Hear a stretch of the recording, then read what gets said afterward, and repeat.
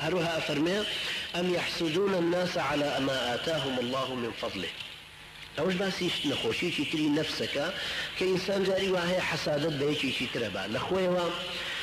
حسادت حسد بريتيا لتي حسد بريتيا لوي كم من شتيكم نية يشي كهيتي تمنى كم نيمينه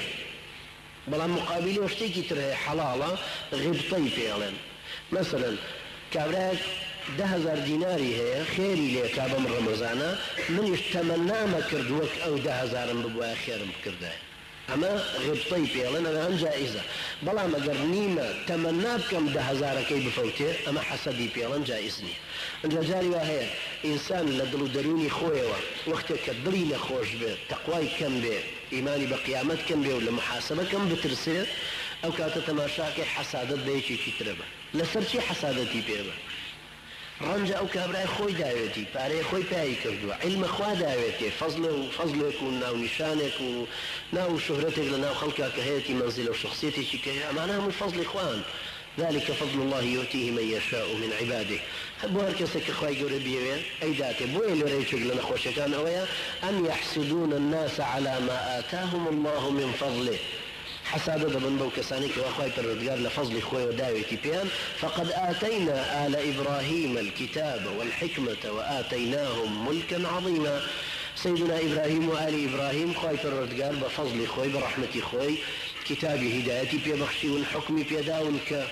حكمتي بيداون كبشويك الراس والروان وبوشويك اخوان رازية هل سكوت الرفتار وهل يزبنون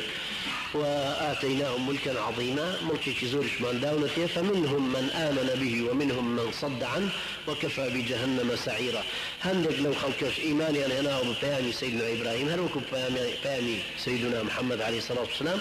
خلق لي دو هلويستن هلويستي كان تيدي أن كردو شويني كوتون